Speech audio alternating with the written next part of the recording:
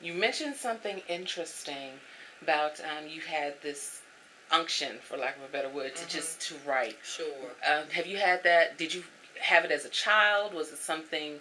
Did some teacher inspire you? Can you tell me a little bit about your childhood? Let's Sure. see where how it came into being. I think I just always loved to write. And it was something that I was always good at. And we were told coming up that everybody has a talent and everybody has a special gift, and it is up to the person. And in our case, my sisters, my brother, and I were told it's up to you to discover that gift. And I didn't have any of the what obvious talents that people think of. I couldn't sing, couldn't dance. I was not very athletic. So I didn't have those kind of overt talents, except that I knew that I enjoyed writing. And I was told that I was good at it. When I was 10, I won a Bible in Vacation Bible School.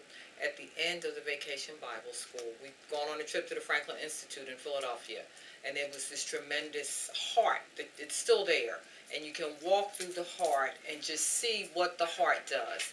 And it's really an attraction in Philly. The people come from all over the world to go to the Franklin Institute to walk through this heart.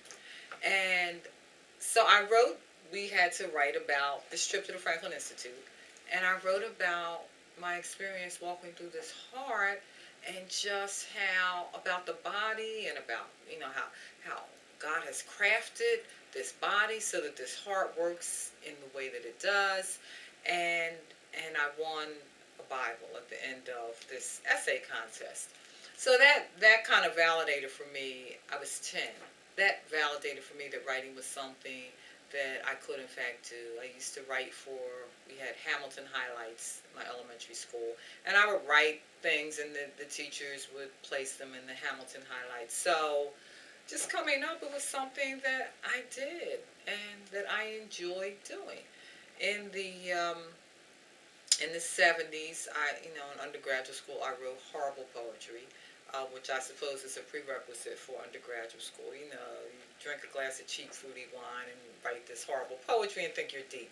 So I certainly went through that phase. But it wasn't until later when it really got just I could not ignore the fact that, you know what, you want to write a novel, you want to write a novel. I mean, I worked, every job I've ever had has been heavily geared toward writing. I mean, I did public affairs for the President City Council, so that was a lot of writing.